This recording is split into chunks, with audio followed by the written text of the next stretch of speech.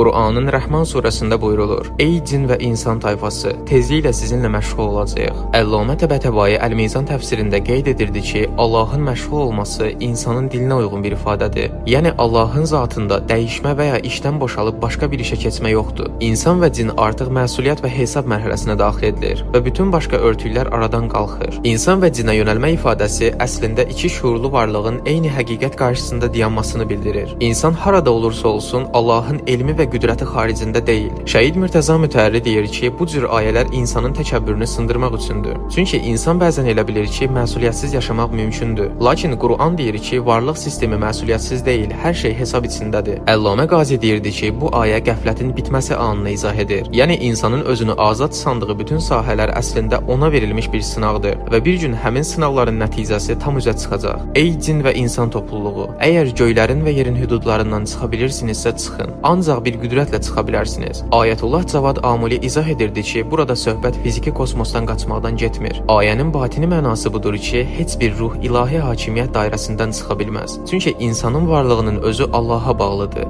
İrfanda deyirlər ki, insan günah edəndə belə Allahın varlıq verdiyi sahənin içində günah edir. Yəni insan Allahdan qaça bilmir, yalnız Allahdan üst çevirir. O gün nə insandan, nə də cindən günahı barədə soruşulmaz. Əllamə Təbətəbai bu ayənin təfsirində qeyd edirdi ki, bəzi mərhələdə artıq soruşmağa ehtiyac qalmır. Çünki insanın həqiqəti üzündən oxunur. Ayənin davamında qeyd olunur ki, günahkarlar simalarından tanınar. Ayətullah Həsənzadə Amuli deyirdi ki, insanın əsl sifəti ruhudur, üz isə dünyəvi pərdədir. Qiyamətdə də həmin ruh görünəcək. Bu səbəbdən Qur'an üzlər ağarar, üzlər qaralar deyir. İrfanda cinlər barədə qeyd olunur ki, onlar görünməyən, lakin şuurlu bir varlıq növüdür. Əllamə Təbətəbai deyirdi ki, cinlərin varlığı insanın maddi aləmlə məhdud olmadığını göstərir. Yəni kainat yalnız görünən dünyadan ibarət deyil, başqa idrac qatları da var. Onların da öz həyat və cəmiyyət forması, həmçinin imtahan sistemi var. Lakin bu sistem insan aləmi kimi maddi deyil. Ayətullah Cavad Amuli izah edirdi ki, insan və cin eyni mükəlləfiyyət xəttində dayanır. Fərq yalnız yaradılış formasındadır. İnsan torpaqdan, cin isə alovdan yaradılıb. Cinlərin bir qrupu Qur'anı eşidib iman gətirir, bir qrupu isə inkar edir. Şəhid Mürtəza Mütəhərriyə görə iman yalnız insana aid deyil. Çünki məsuliyyət yalnız insan növü ilə məhdudlaşmır. Şuurlu varlığın olduğu hər yerdə seçim və nəticə var. Ayətullah Cavad Amuli izah edirdi ki, cinlərin varlığı görünməyən aləmin, aləmül qeybin nümunəsidir. Aləmül qeyb insanın hiss orqanlarının kənarında olan varlıq səviyyəsidir. Cinlər də bu aləmin sakinləridir. Amma insan kimi maddi həyat strukturuna tam bənzər həyatları olduğu açıq detallar deyilmir. Qur'anda cinlərin qiyamətdə cavabı da var. Cinlər də insanlar kimi sorğu-sual olunacaqlar. Bu onların məsuliyyət daşıdığını göstərir. Qur'anda buyurulur, o qeyb və şahid aləmini biləndir. Əllamə Təbətəbai deyirdi ki, insan idraki yalnız şahid, yəni görünən aləmlə məhdud